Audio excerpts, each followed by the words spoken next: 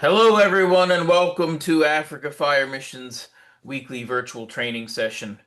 My name's Mike, and I'm the programs director here at Africa Fire Mission, and we're so happy you took time out of your busy schedules to join us for today's training session.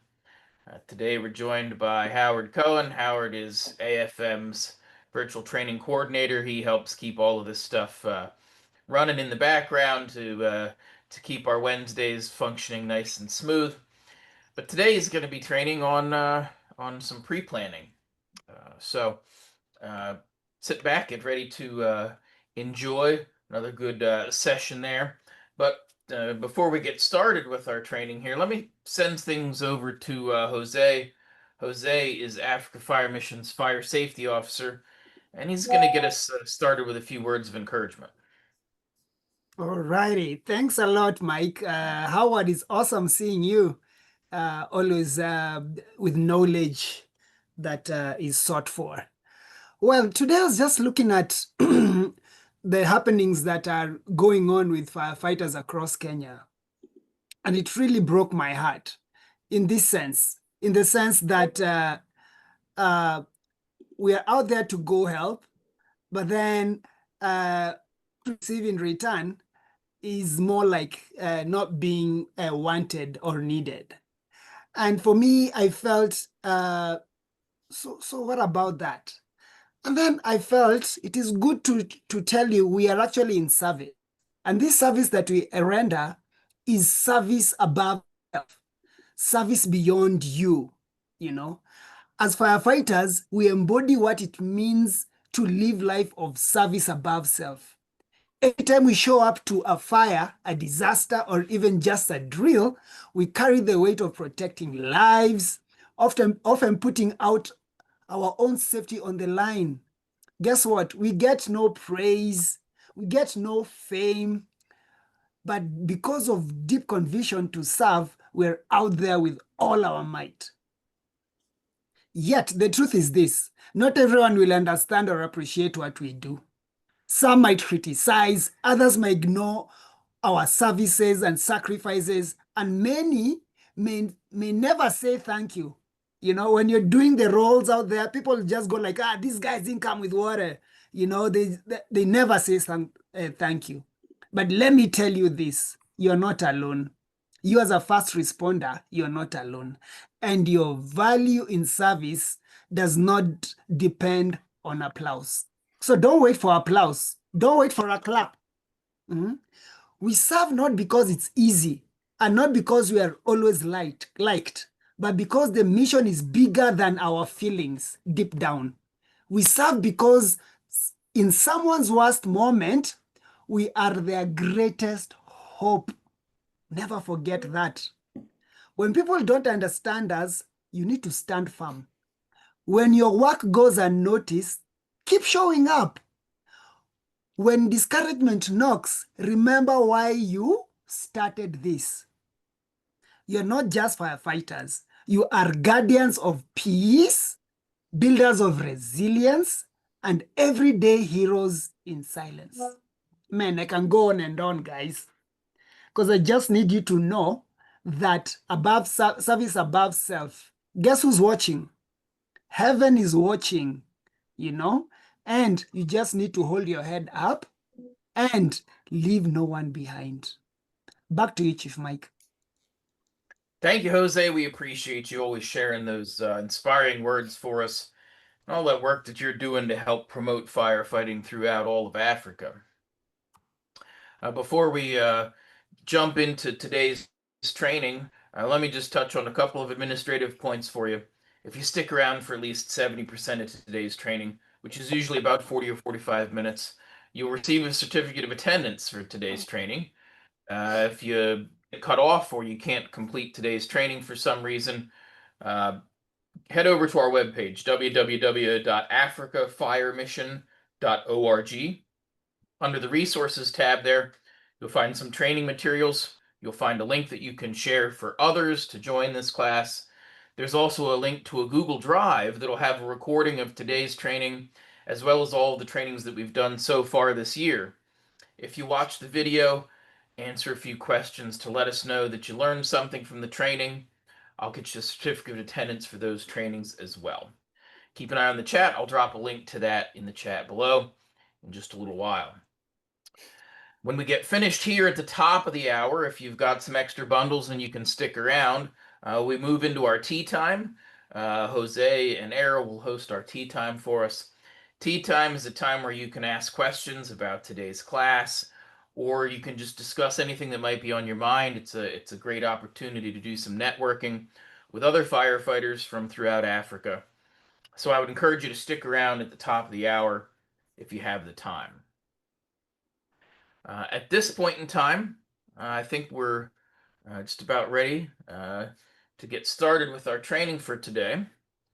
So I'm going to pass things over to Howard, our instructor of the day. Okay, so hello everybody. This is me standing on a rooftop in the wintertime in my home state of Vermont. I've made a little map here to show you where Vermont is in the United States. You can see where the arrow is pointing all the way up here in that teeny tiny little state. Yes, as Mike introduced me, I've been involved with AFM for, going on 5 years now. I play a behind the roll scene with these online programs and some other things. For myself, I entered the fire department as a chaplain and rose to the ranks and actually retired as the deputy chief of my department in a town called Bennington.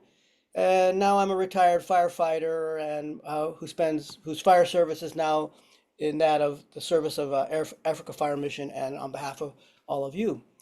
So today I'm going to, let's see,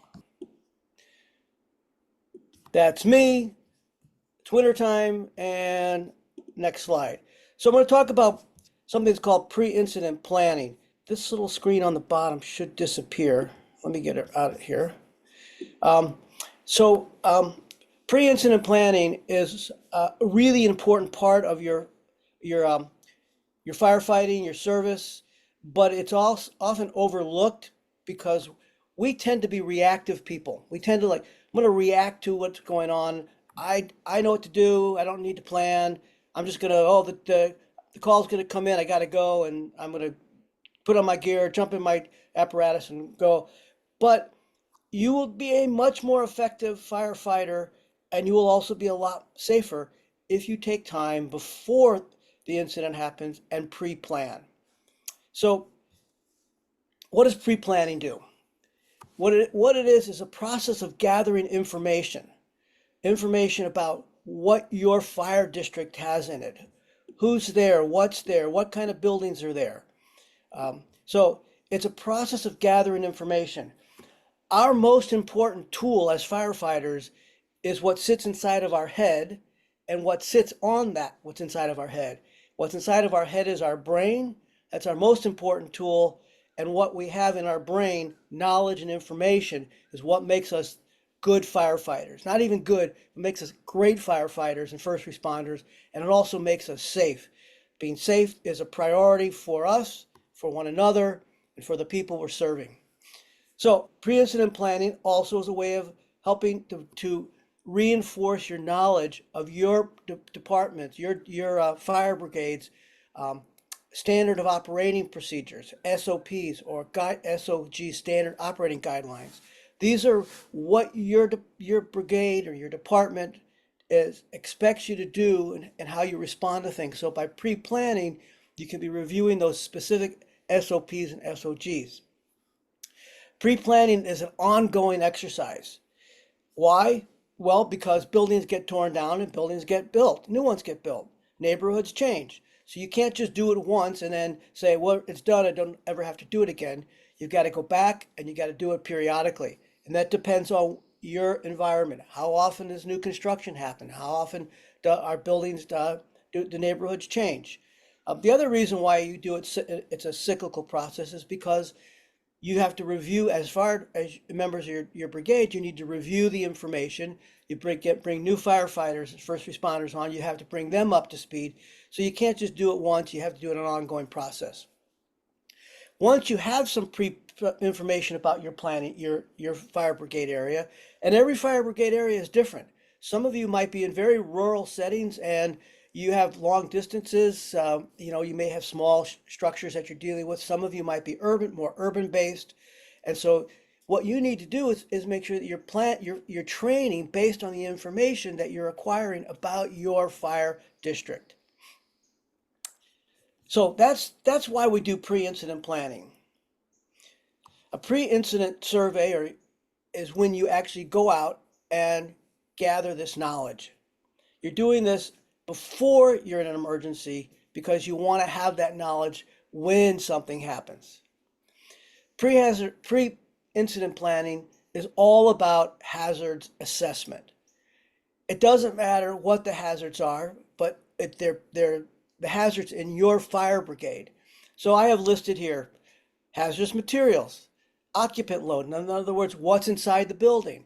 Are there electrical hazards associated with this? Are there voids? Are there areas for the fires to spread?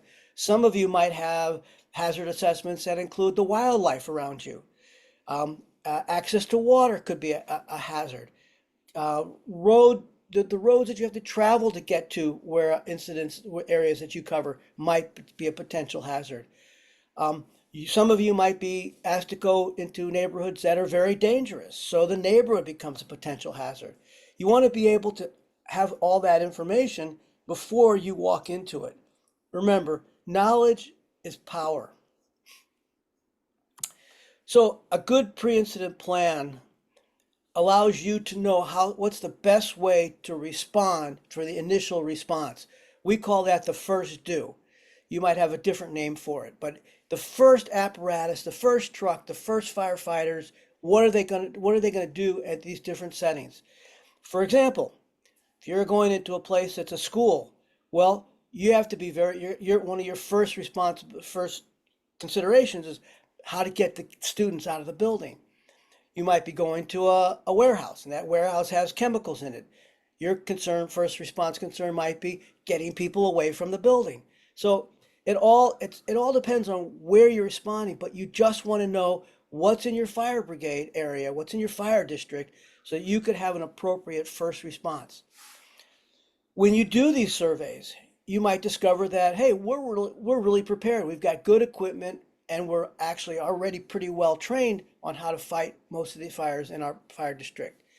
You might also discover that you've got some shortfalls.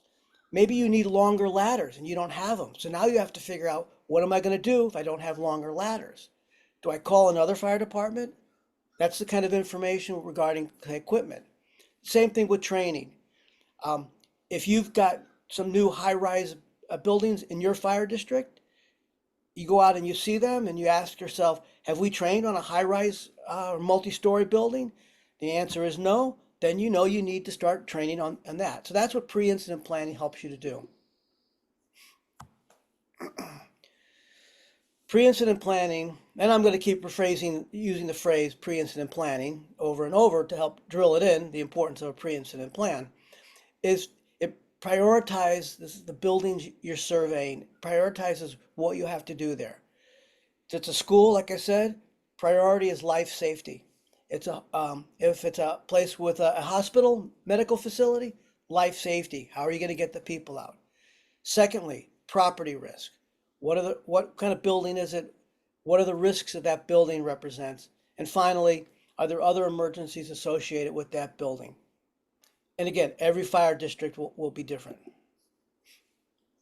Now, here's another aspect of pre-incident planning that actually is underrated, but it's really very important. It's been a great time to build community relations. You're going out, you're looking at you're knocking on the door of a building. You go in and you say, "Hey, I'm with the fire department. I'm fire service. We just want to have an idea what's going on here. So in case you have a problem, we could be better prepared to respond to the particular situation that your building represents." By doing this, you're showing appreciation for the others, and they get a chance to meet you, which is really important because that builds trust between you, and more importantly, trust on their part for you. It just helps the occupants in the building, helps you get to know them. It gives you a realistic picture of the activities going on in that building. Is it a factory that closes at 5 o'clock, and so you know that an incident there after 5 o'clock is going to not have people in it, very few people? That's helpful to know. On the other hand, if it's an office building that's going to be full of people between 9 and 5, that's important to know. Okay? So it helps you to build relations in the community. This really improves the image of your fire department, your fire brigade. It shows that you're reaching out to people. It shows that you're concerned. It shows that you've got their health and well-being as a priority. It helps to avoid confrontations because if you show up and they don't know you, or they don't trust you, or they have had bad experiences with fire department services, you've established some rapport. So it's a good thing. When you visit with them, you also want to avoid political topics and other hot button issues, things that are going to maybe get you into an argument with them. So, and you're not there to do safety inspections or to enforce any codes when you go there. You're just going to understand that building, that neighborhood, what its challenges are, what you need to know to be prepared to be able to fight any fire that shows up there. Oh, and last on this list is dress to impress. I travel. I just came back from visiting my family in the Midwest and in St. Louis, Missouri. And along the way, had stopped a number of places, and every time I stop and see a firefighter, in this case, I did it about a half dozen times. I do it in order to promote Africa Fire Mission because I'm trying to get more folks to come out. But every fire department I stopped in and talked to the firefighters, they just looked sharp. They had a clean shirt on. The shirt advertised who they were. It was their uniform. You guys know the importance of uniform. So when you go out in the public, dress to impress. Wear your uniform, what you have that can show who you are and what you do. So let me do a little summarizing here. Pre-incident planning allows you to familiarize yourself with any building and life safety features in your fire district. It allows you to visualize and discuss how fire is likely to behave in those structures in that area. Because when you do that, you now think about the strategies for how am I going to deal with those fires. This becomes the kind of conversation you could have back at your fire station over dinner or while you're sitting around. It's like, there was a fire in that building, blah, and we saw this and that happening. What do you think would be the best way to deal with that? You can test new recruits that way and ask them what they think. So, or if you're not sure, it gives you an opportunity to ask someone with more experience. What you're doing is you're identifying conditions that you might have to deal with before the event happens. And so, in other words, you know that you're going to go into this area and these are your concerns in that area. So now you're going to be prepared for it. You can't underestimate the value of being prepared. And again, it helps you to understand your departments, your fire brigades, safety features and SOGs and SOPs, helps you understand things like what's my water supplies, etc. It's just pre-planning is a way to preparing for incidences that'll occur in your fire district. So here's some more specific aspects of knocking on doors. When you go to do a survey of a particular facility, you need to make sure that you contact the occupants first. If it's an office, you need to speak with someone and say, can we do a walk through your building to see what's going on? If they're neighborhoods, you want to be able to tell people, do you mind if we take a look? Because this is what we're doing. The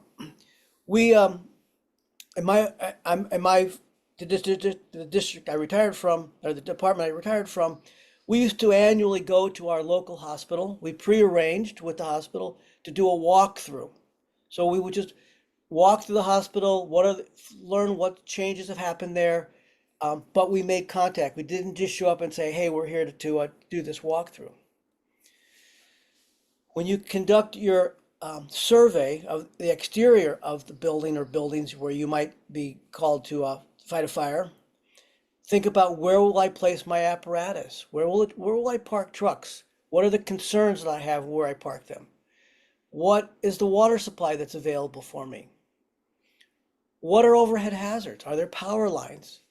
You want to be aware of that. So you get a call, there's a fire on the Nairobi Ring Road and at such and such place, and you're thinking, okay, power lines run across there, so I need to be aware of those.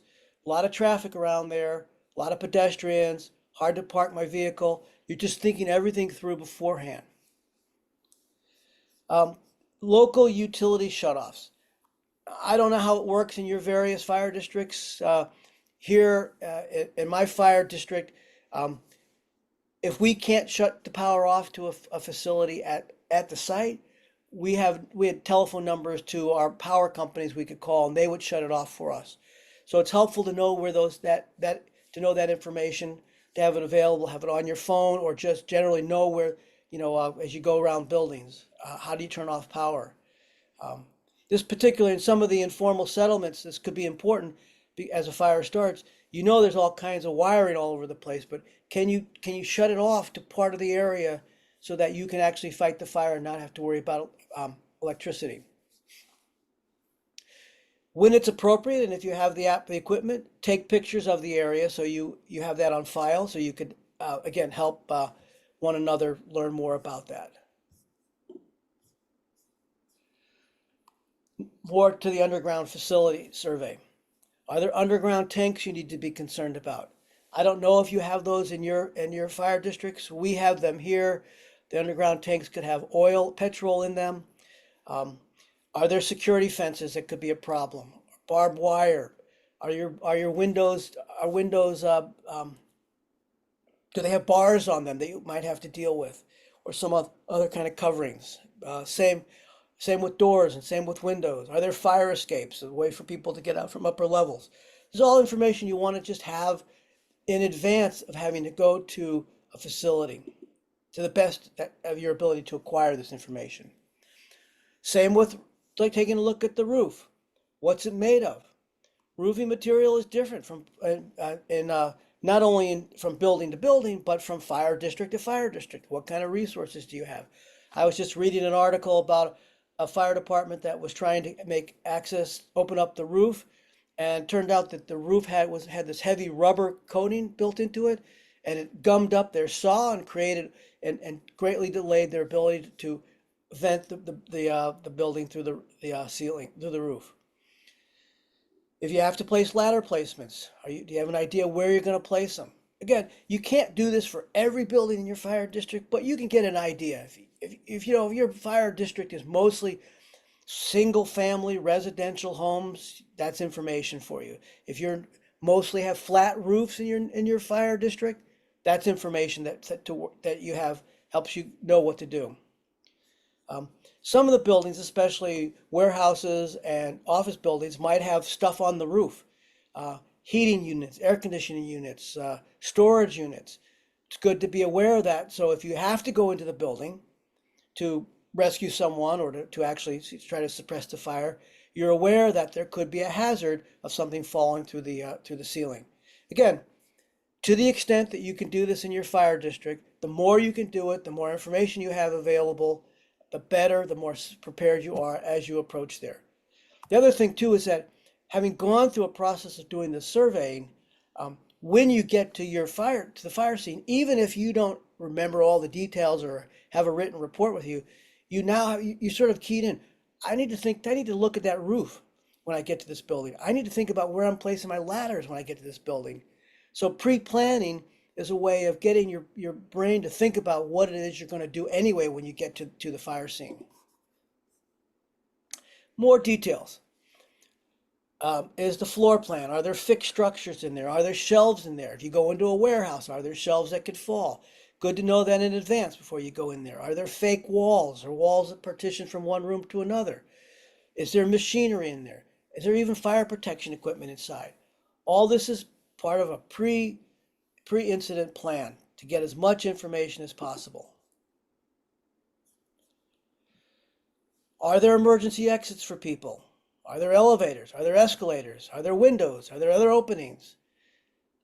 If you had to go into a building and go up to maybe to a second floor, maybe you're even on the ground floor, what are your evacuation considerations? Again, it goes back to, are there bars on the windows?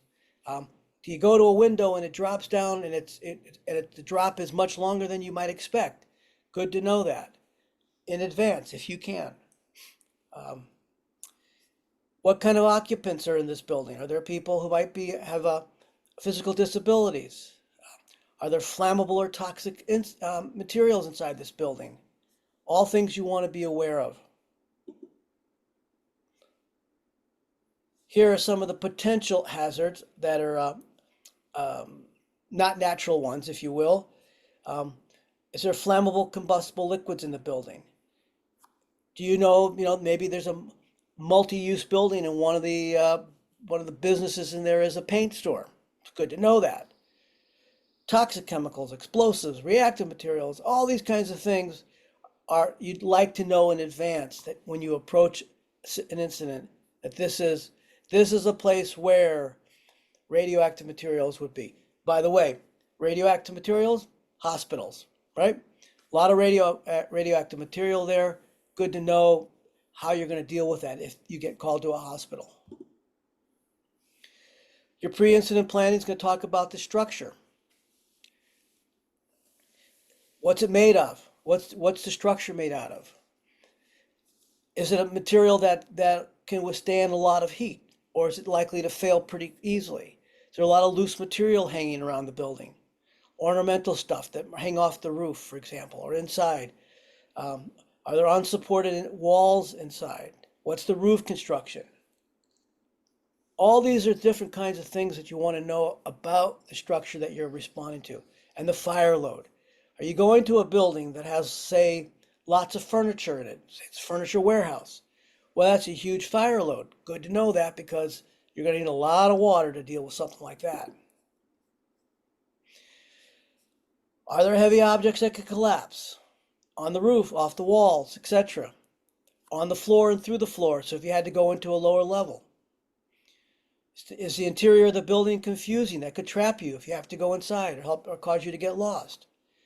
Does the building have large open areas? These are very challenging spaces to operate within.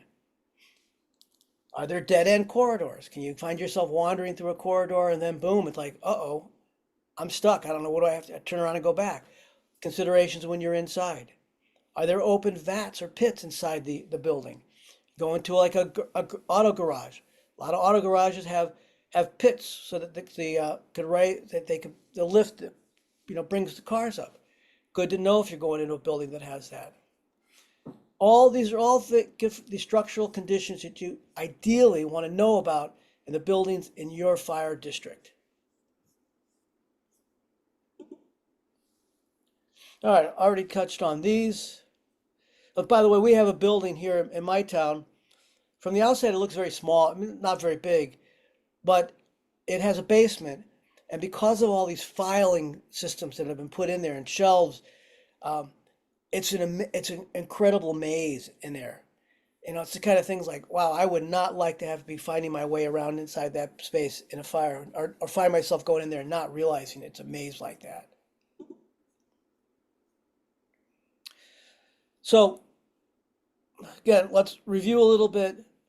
Gathering all this information as part of your pre-incident planning aids in the risk management, aids in your ability to deal with the incident safely for the citizens that you're helping out, in the neighborhood or people in the building. It makes it safer for your fellow firefighters, and it makes it safer for you. You're able to manage the risk better because you have information.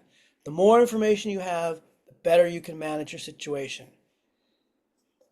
Having this information is really important, especially for your incident commanders, and it enables them to make better fireground decisions.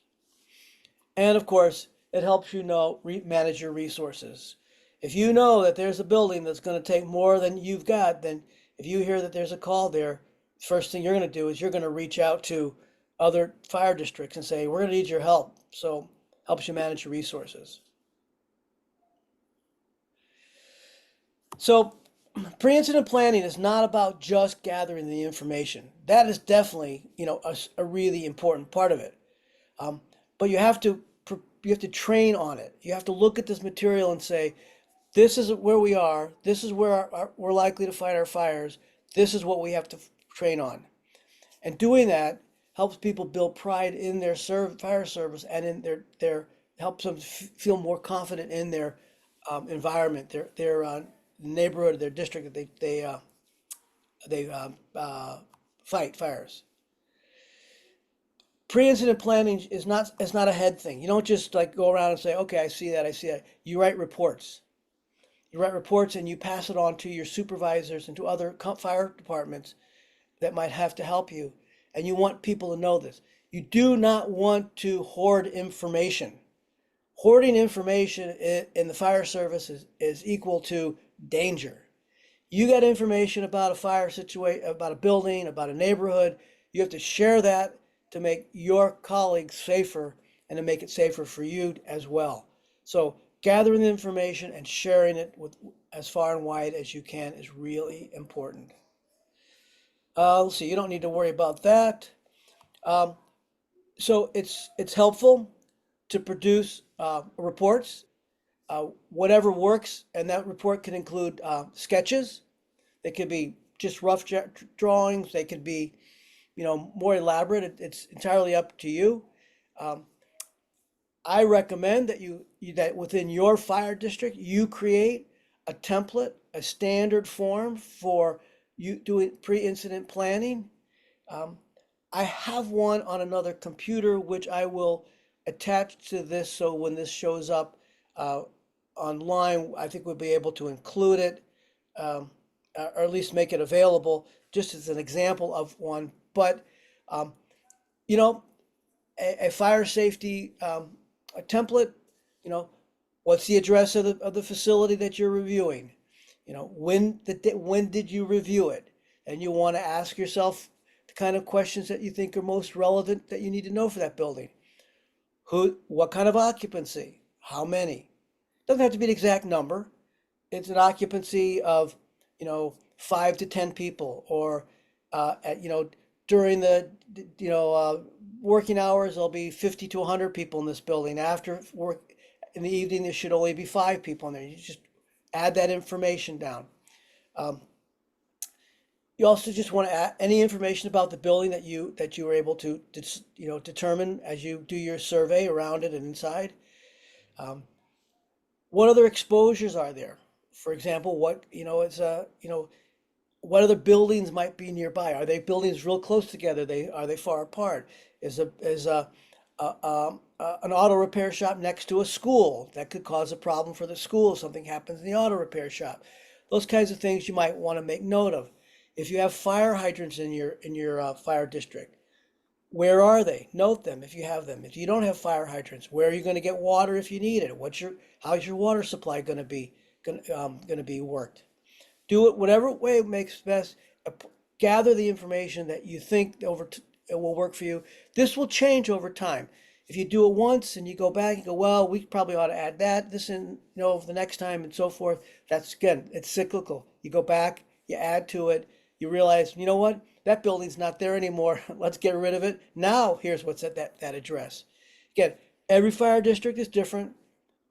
You want to do your fire survey best as it best suits your fire district. Um, the water issue is a really important one. I'm aware that in a lot of your fire districts, you don't have reliable fire hydrants, or they might be pretty spread apart. So that means that you're going to have to shuttle water to a fire scene in areas. Um, so what's your method for doing that? What's the closest water sources in order to do that? In a lot of rural areas in the United States, there aren't fire hydrants. So what we end up doing is we draw water out of bodies of water, out of lakes or rivers. So we want to know where these bodies of waters are, so we could draw water out of them. How can you do the shuttling of water? All that you might want to think about as part of your pre-planning. Now, you might find that there's a lot of gaps, a lot of things that, like, wow, if we have to fight a fire in this building, we are at the moment really not prepared very well because we don't have this, we don't have that, or this is this problem in this area. That's that's good information to acquire.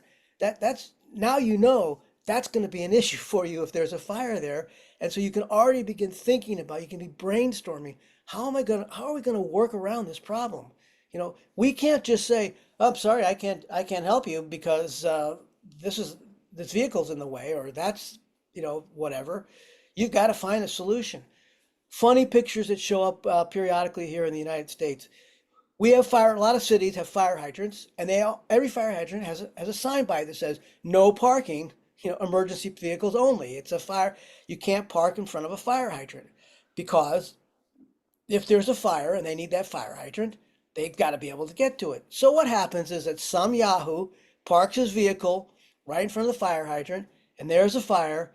Fire department gets there, and what do?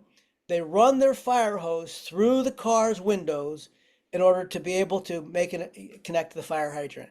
So you see the picture of the car with a hose running through it. Of course, water is spilling out all over the place. Sometimes fire departments have lifted up cars and moved them to get them out of the way. But anyway, know where your hydrants are, be able to access them. Okay, so I talked a little bit already about a written report. Address of the building, when did you do your inspection? Inspections, you have to update those, so the date's important. Again, what's the occupancy type? Is it some kind of institution? Is it a business? Is it a home? Is it a school? To the extent that you are familiar with building construction, what kind of building, how is it constructed? Is it just a wood frame building? Is it a stone building? Is it a heavy beam building?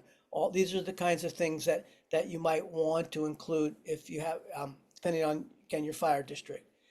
And you want to include the name of the fire officer who's writing the report, or the group of firefighters. So someone has a question, they can go back and say, hey, Mike, you did that fire survey on such and such building. Do you want to talk about it to us? Is there anything else you want to add to it, or anything we should know? So you become a point of contact. Again, I want to reiterate, it is a cardinal sin in the fire service to not share important information. Hoarding information is dangerous. So whatever you have, share it, and don't be possessive. If somebody says, I've done a follow-up and we need to change it, don't get angry, upset that your report is no longer important. We're keeping our information current, and we're sharing it. It's critical to share your information. Already talked about writing reports. How you manage this information really is going to depend on your fire district, what kind of resources you have. Some departments have computers, and so they put it in the computers. Some don't. Lots don't. My fire department didn't use computers. I don't know if Mike's did, what they had, if they did that. We had a book. We just had a book, a 3-ring binder. We put our reports in there, and every fire truck had a copy of the same information. So that's how you, one of the ways that you dissipate the information. The other way, of course, is you talk about it. You come back and you sit down with your fellow firefighters and you say, hey, I just checked out those buildings on such and such street. Here's what I think we ought to know about this. Here's what we need to prepare. So it's all about preparing. It's all about being ready to deal with stuff. So bottom line, here's what it comes down to. Pre-incident planning saves lives and property. It saves the lives of citizens. It saves the lives of your fellow firefighters. And it saves your life potentially as well. Oh, and by the way, it also gives you a better shot at saving the property. So I think that I've hammered home the point long and hard enough as to what this is all about.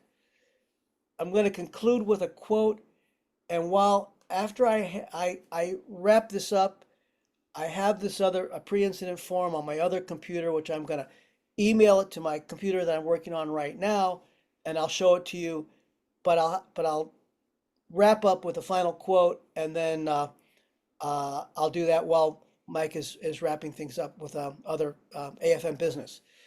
The quote I want to leave you with is this, and it relates directly to pre-incident planning. It comes from a retired police officer here in the United States named Kurt Wagenbach. I also think it's a common phrase teaching in the military in the United States. It goes like this: we don't rise to the occasion, we fall back on our training. Pre-planning is critical training, so do it. It'll make you a better, safer firefighter. So on that note, I'm going to stop sharing. And while Mike is doing some wrapping up business, I'll get the pre-incident form that I have available to show you. Okay, Mike? Excellent. Thank you, Howard. Thank you for today's presentation. We'll make a couple of adjustments here and open the floor up to some questions. If you have a question about today's class, now's the time you can drop a question in the chat. You can use the raise hand feature, or you can unmute yourself, and we'll try to address any questions that you may have.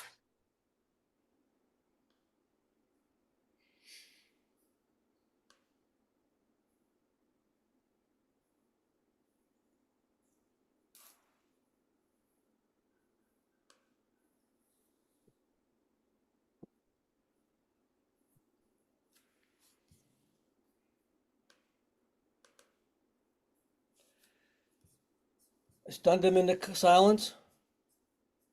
Maybe you did a good job covering the topic material. You know, pre-planning's really it's another one of those ways when we combine some of the things that we do, right? How do we best utilize the time that we're getting paid for? As you know, we're getting paid to be present there at the fire station, whether we're out on an incident or not. So what do we do during the times when we're not on a fire incident? We talk a lot about fire prevention. Pre-planning is sort of part of that fire prevention stuff. It's one of those activities that you can be doing um, when there's no active incidents going on. It gets you out in the community. It lets people see that you're out there, that you're working, that you're earning your pay. Um, it really does a lot to to to boost sort of what you're doing. It prepares things. It makes you quicker and more efficient when the fire happens. So lots of benefits to it. Okay, I'll jump back in here a second, Mike. Um, by the way, pre-incident planning is not the sexiest part of fire training. I get it. It's a lot cooler to talk about, you know, getting into the burning buildings, doing this, that, and other thing, but it's important. So this is a pre-incident form um, that I developed for my department. It's actually 2 pages. You can take a look at it, and then I'll scroll to the second page in a second. If you have any questions about anything you see on here, go ahead and ask the question on mute or raise your hand, and Michael will get you. Um, but this is just one form. It's not something don't copy this and say, hey, this is what we're going to do, but you can see it as an example. By the way, I want to point out something that I don't know how common it is in your fire districts. A Knox box is a box, and Knox is the name, is a box that's built into the wall, and inside the box is a master key for a building that might be locked.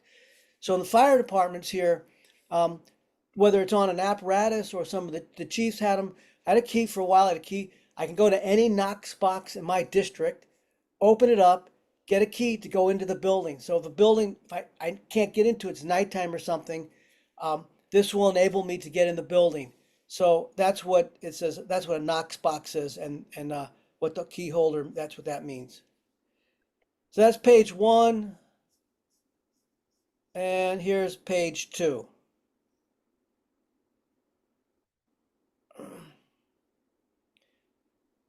So give you an example and of what a pre-incident form looks like.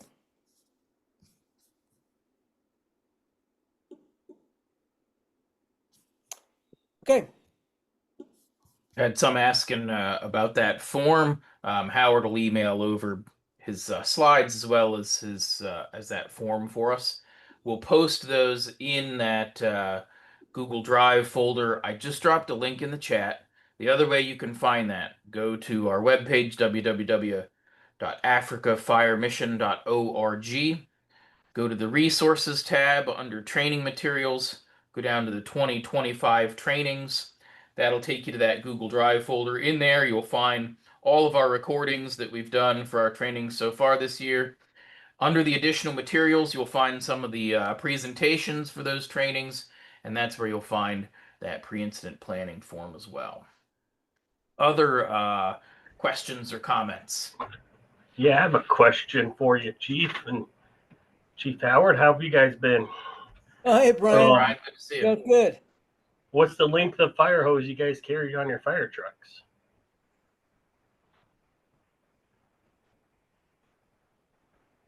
Is there, or you, Errol, like, what's the standard length that you guys have pre-connected on your fire truck? Some of your trucks don't have any pre-connects, right?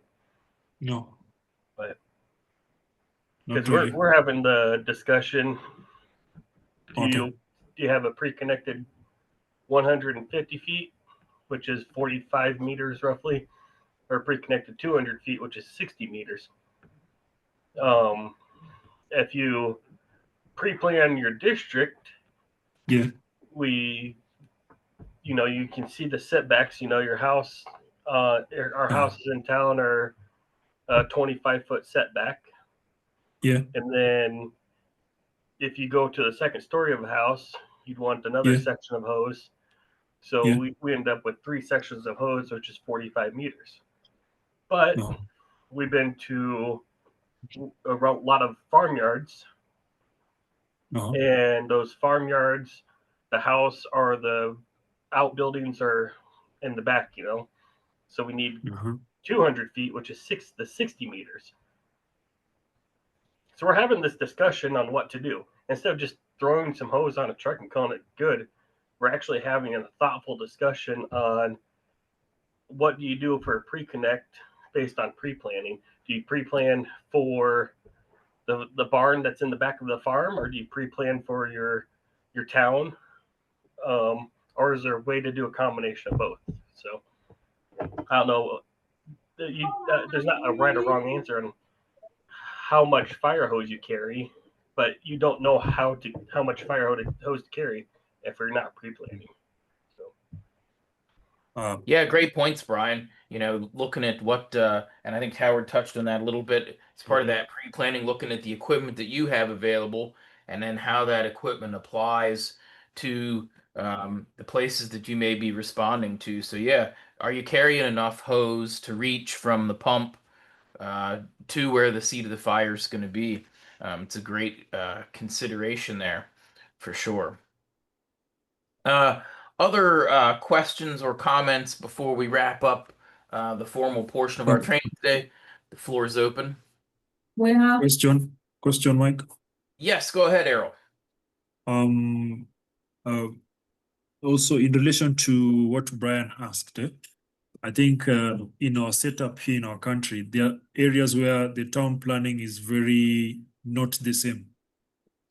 So also I think there's the moment the information comes in that there's a fire in a particular area. I think also at times, well, you just put on all the hoses that you have because you don't know how the geography of the area looks like. For example, I can pick Brian's example. It's a farmyard, and in front is a residential area. The barn is at the back, and maybe there at the middle, it's a makeshift dam. So the setup can be different for the ones that are very organized in the town setup that is very organized. That's straightforward. We know these are rural, these are urban center or is a shopping center, it has 6 floors or 10 floors, and this is where we are going to attack the fire. But in a place where the geography or the buildings are not well defined, it becomes a challenge. Yep. Excellent points. Excellent points.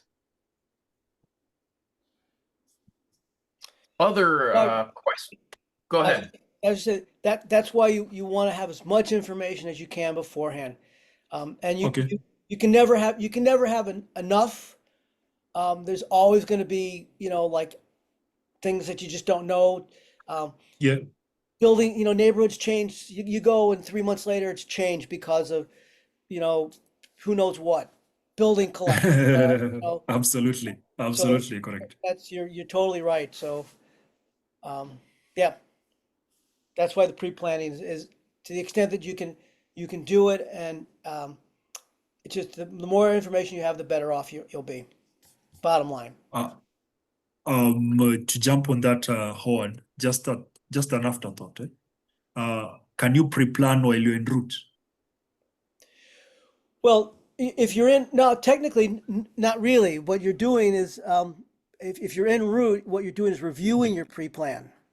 But you Oh, okay. can, but you can, while you're en route, you can start talking about, it's like, hey, guy, what do you know about this neighborhood? What do you know about what kind of buildings there are?